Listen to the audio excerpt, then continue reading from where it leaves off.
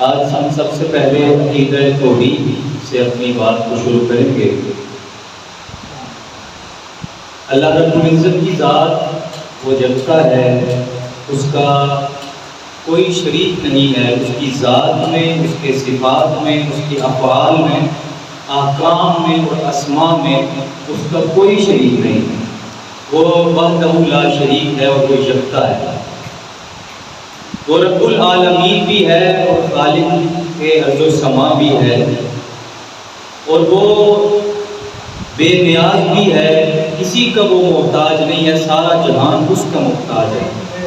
یہ بات دھیان سے سنیے گا کہ معبود صرف اور صرف اللہ کی ذات ہے، عبادت کے لائق، سجدہ کے لائق صرف اور صرف اسی کی ذات ہے۔ سجدہ اگر ہوگا تو اسی کی جناب میں ہوگا۔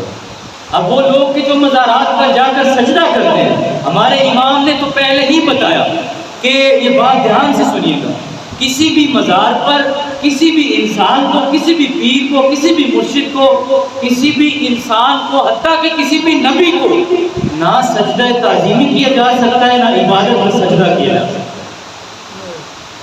اگر آپ عبادت سمجھ کر سجدہ کریں گے تو وہ شرک آپ کر رہے ہیں، اگر آپ اگلے بندے کی تعظیم سمجھ کر اسے سجدہ کر رہے ہیں تو پھر آپ حرام کام کر رہے ہیں، گناہ کبیرہ کر رہے ہیں۔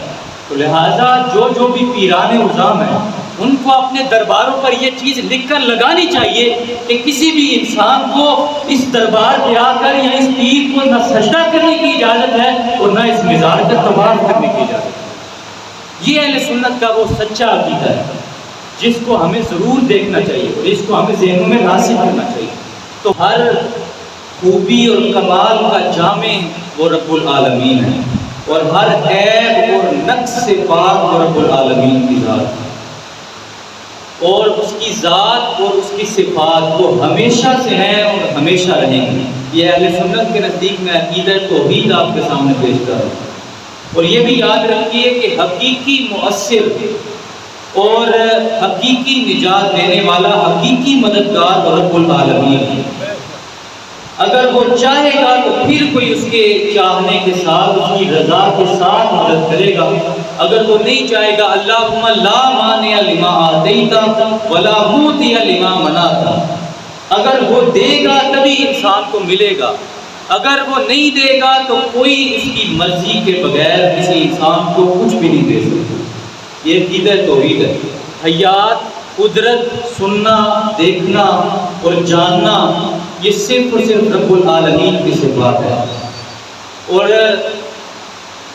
باریک سے باریک تر چیز بھی رب العالمین دیکھ سکتا ہے، اور ہر ایک چیز کو سننے والا بھی وہی ہے۔ یعنی اگر اس طرح کہا جائے کہ جتنی کائنات ارضی و سماوی میں چیزیں موجود ہیں وہ ہر ایک چیز کو سنتا بھی ہے، وہ دیکھتا بھی ہے، وہ سمیع بھی ہے، وہ بصیر بھی ہے۔